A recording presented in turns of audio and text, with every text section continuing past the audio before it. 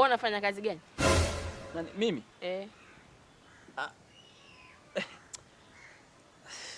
Swali zuri sana.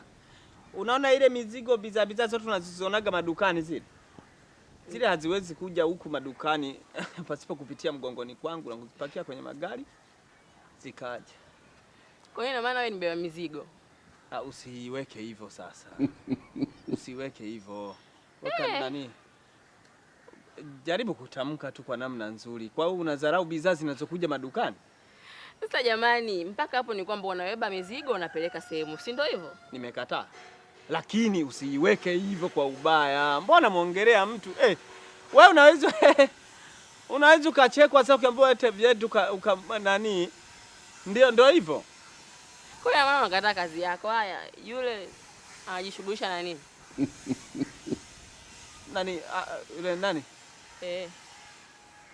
Anapata hela. Hela anapata. Unafikiri eti anaweza kukosa hela kukulisha?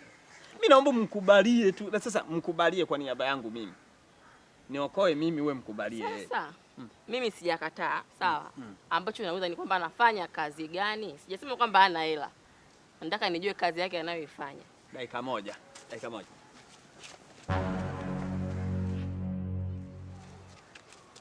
Bwana. Anauliza eti unafanya kazi gani? Nimeshindwa nijibu ni.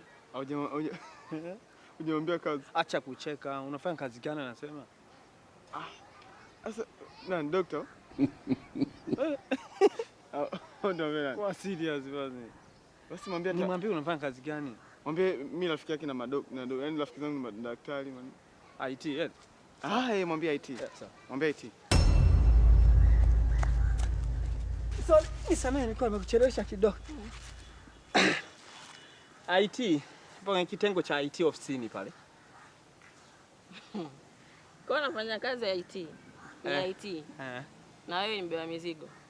Yeye ni IT. Tuko kwake. Dada, mbona rudisha nyuma? Si umeniuliza yeye ni IT. Unataka kufahamu analipwa mshahara kiasi gani? Haya, sawa. Ana watoto? Ana watoto? Anao wawili. So, ana watoto wawili. Ana watoto wawili? Ana watoto wawili. Unapenda watoto? Mimi nimeuliza tu. Kwa sasa